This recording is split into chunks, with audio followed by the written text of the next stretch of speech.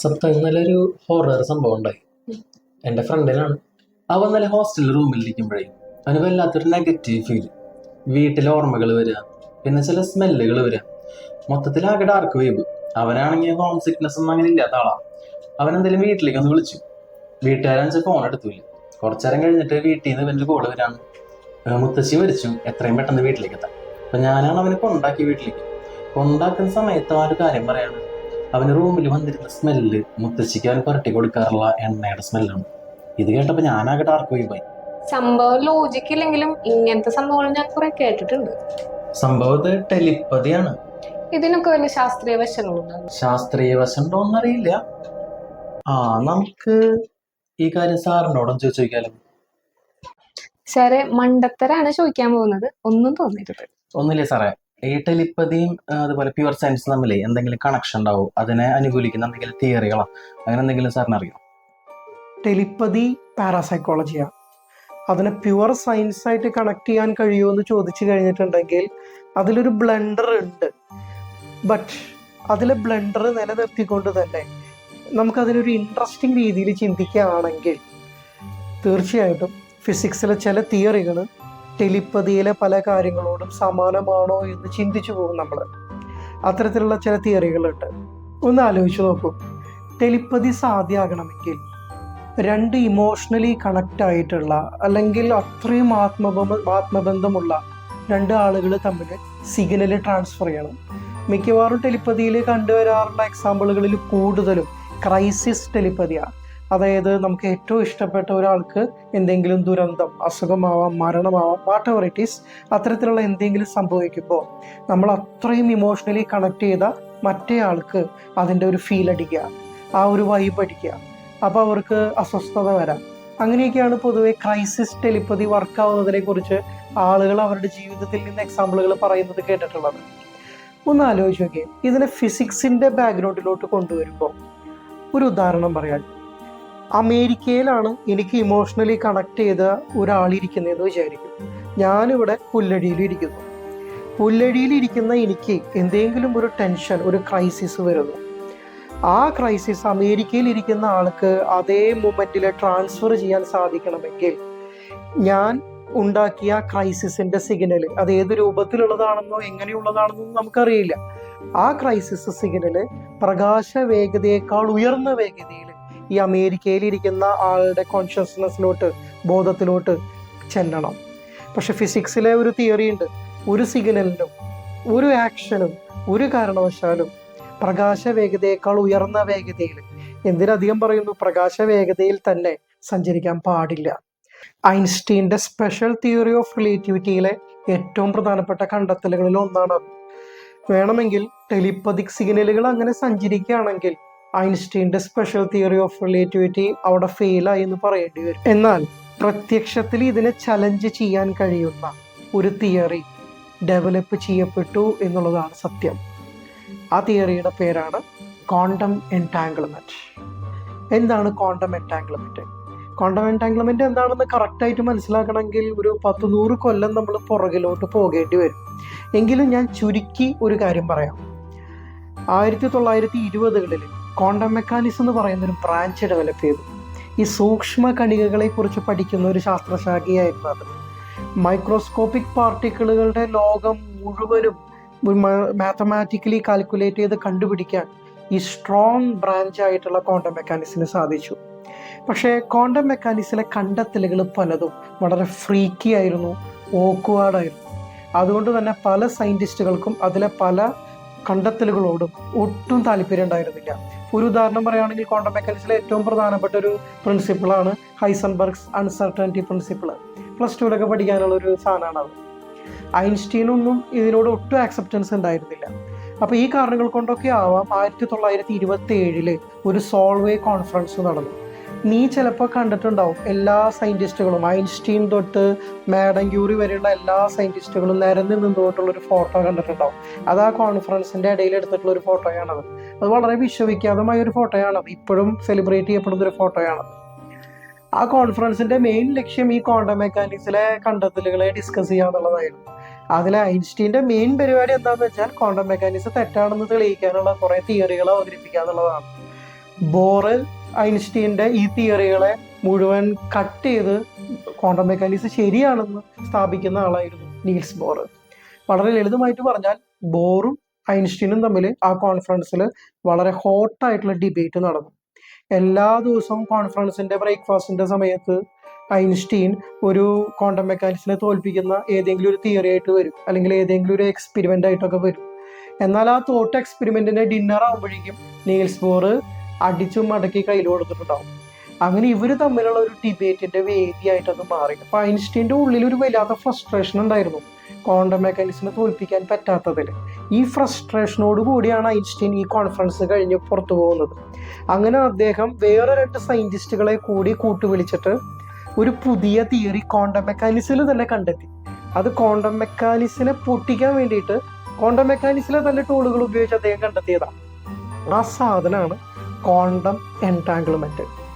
നിങ്ങൾ ചോദിച്ച ടെലിപ്പതിയുമായിട്ടുള്ള റിലേഷൻ ചോദിച്ചില്ലേ, ആ റിലേഷനിലോട്ട് ഡയറക്റ്റ്ലി കണക്ട് ചെയ്യാവുന്ന ഒരു ഫിനോമിനയായിട്ട് ക്വാണ്ടം എൻടാങ്കിൾമെൻറ്റിനെ കരുതാം. ക്വാണ്ടം എൻടാങ്കിൾമെൻറ്റ് തിയറി ഒരു പാരഡോക്സ് പോലെ അത് പ്രസൻറ്റ് ചെയ്യുന്നത്. It is popularly known as EPR paradox. സംഭവം ഇത്രയേ ഉള്ളൂ. ഈ മൈക്രോസ്കോപ്പിക് പാർട്ടിക്കിളുകളിൽ ഒരു ഗംഭീരമായിട്ടുള്ളൊരു ഫിനോമിന സംഭവിക്കുന്നുണ്ട്, ഒരു പ്രതിഭാസം. നിങ്ങൾ വിശ്വസിച്ചാലും ഇല്ലെങ്കിലും പ്രകാശത്തിന് പാർട്ടിക്കിൾസുകളായിട്ട് വേർതിരിയാനായിട്ട് കഴിവുണ്ട്. അതായത് ഊർജം ദ്രവ്യമായിട്ട് മാറും. പെയർ പ്രൊഡക്ഷൻ എന്നാണ് അതിനെ പറയാം. ലൈറ്റ് എനർജിയെ പൊതുവെ ഫോട്ടോണുകളുടെ ഒരു കൂട്ടമായിട്ടാണ് കൺസിഡർ ചെയ്യുക. അപ്പോൾ ലൈറ്റ് എന്നുള്ള വാക്കിന് പകരം ഞാൻ ഫോട്ടോൺ എന്നുള്ള വാക്ക് ഉപയോഗിക്കുന്നുണ്ടാവും. ഫോട്ടോൺ 2 പാർട്ടിക്കിളുകളായിട്ട് സ്പ്ലിറ്റ് ആവും. ആ 2 പാർട്ടിക്കിളുകളുടെ പേരാണ് ഒരെണ്ണം ഇലക്ട്രോൺ, മറ്റേത് പോസിട്രോൺ. ഇങ്ങനെ എനർജി മാറ്ററായിട്ട് മാറുന്ന പെയർ പ്രൊഡക്ഷൻ എന്ന് പറയുന്ന ഒരു ഫിനോമിന സംഭവിക്കുമ്പോൾ ഏതാണ്ട് ഒരു അമ്മ പെറ്റ 2 മക്കളെ പോലെയാണ് ആ പ്രൊഡ്യൂസ് ചെയ്യപ്പെട്ട ഇലക്ട്രോണും പോസിട്രോണും. അതായത് അവർ തമ്മിൽ കണക്റ്റഡ് ആണെന്ന് അർത്ഥം. അവർ തമ്മിൽ എങ്ങനെയൊക്കെയോ ബന്ധപ്പെട്ടിരിക്കുന്നു എന്നാണ് അർത്ഥം. ക്വാണ്ടം മെക്കാനിക്സിന്റെ ഭാഷയിൽ പറഞ്ഞാൽ ദേ ആർ എൻടാങ്കിൾഡ്, കൂട്ടിയിണക്കപ്പെട്ട 2 കണികകൾ. ഇങ്ങനെ എൻടാങ്കിൾ ചെയ്യപ്പെട്ട 2 പാർട്ടിക്കിളുകൾ ഒന്നിൻ്റെ മൊമെന്റം, സ്പിൻ ആംഗുലർ മൊമെന്റം എന്ന് കേൾക്കുമ്പോൾ കൺഫ്യൂസ്ഡ് ആവേണ്ട. ഒരു സ്പിൻ കറക്കായിട്ട് നിങ്ങൾ അതിനെ കരുതിക്കോ. ഒരാളുടെ കറക്കം ക്ലോക്ക് വൈസ് ആയിട്ടാണ് കറങ്ങുന്നതെങ്കിൽ മറ്റേ ആളുടെ കറക്കം നിർബന്ധമായിട്ടും ആൻറ്റി ക്ലോക്ക് വൈസ് ആയിരിക്കണം. ഇത് ക്വാണ്ടം മെക്കാനിക്സിലെ ഫണ്ടമെന്റൽ തിയറികളിൽ ഒന്നാണ്. ഐ റിപ്പീറ്റ്, പരസ്പരം കൂട്ടിയിണക്കപ്പെട്ട ക്വാണ്ടം എൻടാങ്കിൾമെന്റിന് വിധേയമായ 2 പാർട്ടിക്കിളുകളിൽ ഒരാൾ ക്ലോക്ക് വൈസ് ആയിട്ട് കറങ്ങിയാൽ മറ്റേ ആൾ അതേസമയം ആൻറ്റി ക്ലോക്ക് വൈസ് ആയിട്ട് കറങ്ങണം. ഈ ഒരു തിയറി ബേസ് ചെയ്തുകൊണ്ടാണ് നമ്മുടെ ഐൻസ്റ്റീൻ്റെ പാരഡോക്സ് ഡെവലപ്പ് ചെയ്യുന്നത്. ഐൻസ്റ്റീൻ പറയുന്നു, ഈ ക്വാണ്ടം എൻടാങ്കിൾമെന്റിന് വിധേയമായ 2 പാർട്ടിക്കിളുകളിൽ ഒരാളെ, ഫോർ എക്സാമ്പിൾ ഇലക്ട്രോണിനെ പുല്ലഴിയിൽ വയ്ക്കാം, മറ്റേ ആളെ ഫോർ എക്സാമ്പിൾ പോസിട്രോണിനെ അമേരിക്കയിലേക്ക് കൊണ്ടുപോകാം. ഞാൻ പുല്ലഴിയിലിരിക്കുന്ന ഇലക്ട്രോണിനെ മെഷർ ചെയ്തപ്പോൾ, ഒബ്സർവ് ചെയ്തപ്പോൾ അതിൻ്റെ സ്പിൻ ക്ലോക്ക് വൈസ് ആയിട്ട് കണ്ടു.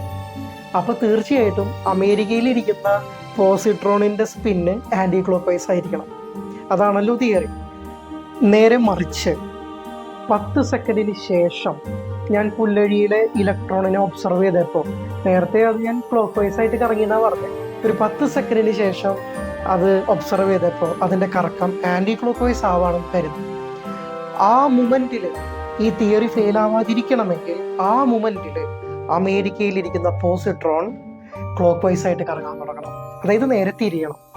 ഒന്ന് ആലോചിച്ച് നോക്കൂ, പുല്ലടിയിലെ ഇരിക്കുന്ന ഇലക്ട്രോണിന് എന്തെങ്കിലും പറ്റിക്കഴിഞ്ഞാൽ അതിൻ്റെ കറക്കം ക്ലോക്ക് വൈസ് എന്നുള്ളത് ആൻറ്റി ക്ലോക്ക് വൈസ് ആവുകയോ തിരിച്ച് ആൻറ്റി ക്ലോക്ക് വൈസ് എന്നുള്ളത് ക്ലോക്ക് വൈസ് ആവുകയോ ചെയ്താൽ ആ മൊമെൻറ്റിൽ അമേരിക്കയിലിരിക്കുന്ന പോസിട്രോണിനെ അത് ബാധിക്കും. വളരെ ലളിതമായി പറഞ്ഞാൽ ഐൻസ്റ്റീൻ്റെ സ്പെഷ്യൽ തിയറി ഓഫ് റിലേറ്റിവിറ്റിയിലെ ബേസിക് കോൺസെപ്റ്റിന് എതിരാണ് ഈ ആക്ഷൻ. അതുകൊണ്ട് തന്നെ ഐൻസ്റ്റീൻ ഇതിനൊരു സ്പൂക്കി ആക്ഷൻ എന്നാണ് വിളിച്ചത്. സ്പൂക്കി ആക്ഷൻ മീൻസ് ഒരു ചാത്തൻ എഫക്റ്റ്. ഇതൊരിക്കലും സാധ്യമല്ല എന്ന് അദ്ദേഹം തന്നെ വാദിച്ചു. കാരണം അദ്ദേഹത്തിൻ്റെ തന്നെ തിയറി ഉണ്ട്, അതിനെ സബ്സ്റ്റാൻഷിയേറ്റ് ചെയ്യാനുള്ള തിയറി അദ്ദേഹത്തിൻ്റെ തന്നെ ഉണ്ട്. പക്ഷേ വിചിത്രം എന്ന് പറയട്ടെ, ഏതാണ്ട് 100 കൊല്ലങ്ങൾക്ക് ശേഷം 2022 ക്വാണ്ടം എൻടാങ്കിൾമെന്റ് ശരിയാണ് എന്ന്, അത് സാധ്യമാണ് എന്ന് എക്സ്പെരിമെന്റിൽ പ്രൂവ് ചെയ്യപ്പെടുകയും അത് പ്രൂവ് ചെയ്ത ചരിത്രത്തിന്റെ പല ഘട്ടങ്ങളിൽ വെച്ച് അത് പ്രൂവ് ചെയ്ത സയന്റിസ്റ്റുകൾക്കാണ് നോബൽ പ്രൈസ് കിട്ടുകയും ചെയ്തത്. 2022 നോബൽ പ്രൈസ് കിട്ടിയവരുടെ കണ്ടെത്തൽ എന്താണെന്ന് ഒന്ന് നോക്കി നോക്കൂ. അത് ക്വാണ്ടം എൻടാംഗ്ലിമെന്റ് എക്സ്പെരിമെന്റിൽ പ്രൂവ് ചെയ്തതിനാണ്. വളരെ ലളിതമായി പറഞ്ഞാൽ ഐൻസ്റ്റീൻ 100 കൊല്ലങ്ങൾക്ക് ശേഷം ഈ നൂറ്റാണ്ടിലും വീണ്ടും പരാജയപ്പെട്ടു ക്വാണ്ടം മെക്കാനിക്സിന്റെ മുമ്പിൽ. തീർച്ചയായിട്ടും അദ്ദേഹത്തിന്റെ ഡൗട്ട് വളരെ കൺസിഡറബിളി നമുക്ക് പരിഗണിക്കാൻ കഴിയുന്ന ഒരു വലിയ ഡൗട്ട് തന്നെയാണ്. ബട്ട് ക്വാണ്ടം മെക്കാനിക്സിന്റെ ബാക്ക്ഗ്രൗണ്ടിൽ നിന്ന് എക്സ്പെരിമെന്റിൽ പ്രൂവ് ചെയ്യപ്പെട്ടു ക്വാണ്ടം എൻടാംഗ്ലിമെന്റ് ശരിയാണ്. ക്വാണ്ടം എൻടാംഗ്ലിമെന്റ് ശരിയാണെങ്കിൽ എന്തുകൊണ്ട് ടെലിപ്പതിക്കായിട്ടുള്ള ഒരു സിഗ്നലിന് ഇതേപോലെ ബിഹേവ് ചെയ്തുകൂടാ? നീ ഇങ്ങനെ ചിന്തിക്കും. എനിക്ക് വളരെ ഇഷ്ടപ്പെട്ട ഒരു മുത്തശ്ശി ഉണ്ടെന്ന് കരുത്. ആ മുത്തശ്ശിക്ക് എന്തോ വലിയൊരു ആപത്ത് വരും. ആ മൊമെന്റിൽ ഹോസ്റ്റൽ റൂമിൽ ഇരിക്കുന്ന എനിക്ക് അത് എന്നെ അഫക്റ്റ് ചെയ്യണമെന്ന് വിചാരിക്കും. എനിക്ക് വീട്ടിലെ മറ്റു കാര്യങ്ങളൊക്കെ ഓർമ്മ വരാം, മുത്തശ്ശിയെ മിസ് ചെയ്യാം, സംതിങ് ലൈക്ക് ദാറ്റ്. അവിടെ നടന്നത് ഒരു ടെലിപ്പതിക് സിഗ്നലിന്റെ ട്രാൻസ്ഫർ ആണ്. ക്വാണ്ടം എൻടാങ്കിളുകളുടെ പാർട്ടിക്കിളുകൾ തമ്മിൽ ഇൻഫർമേഷൻസിനെ പാസ് ചെയ്യാൻ സാധിക്കുമെങ്കിൽ അതിന് ദൂരം ഒരു പരിമിതി അല്ല എങ്കിൽ എന്തുകൊണ്ട് ടെലിപ്പതിക്കായിട്ടുള്ള സിഗ്നലുകൾക്കും ട്രാൻസ്ഫർ ആയിക്കൂടാ? വളരെ ലളിതമായി പറഞ്ഞാൽ ക്വാണ്ടം എൻടാംഗ്ലിമെന്റ് സാധ്യമായ സ്ഥിതിക്ക് ടെലിപ്പതിക്കും സാധ്യമായി കൂടായൊന്നുമില്ല. ഫിസിക്സ് വെച്ചിട്ടോ സയൻസ് വെച്ചിട്ടോ നമുക്കതിനെ സബ്സ്റ്റാൻഷിയേറ്റ് ചെയ്യാനുള്ള എവിഡൻസുകളോ അല്ലെങ്കിൽ തിയറികളോ ഇല്ലായിരിക്കാം.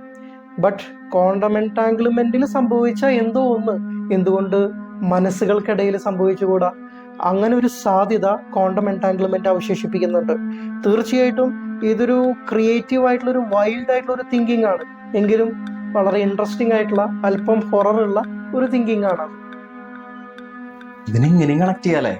ഈ തോട്ട് നന്നായിട്ടുണ്ട് സാർ, അടിപൊളിയുണ്ട്. ഞാൻ പറഞ്ഞില്ലേ സാറിനോട് ചോദിക്കാന്ന്, ഇപ്പൊ കിട്ടിയില്ലേ? അല്ല സാർ, നമ്മളതിന് മുത്തശ്ശിയുടെ കാര്യം ആളുകൾ പറഞ്ഞിട്ടല്ലോ. അത് ശരിയായി. മുത്തശ്ശിയുടെ ഈ എക്സാമ്പിൾ ഒക്കെ ഇയാൾക്ക് എവിടെ നിന്ന് കിട്ടി? സർ, ഒരു ഡൗട്ട്. Escape velocity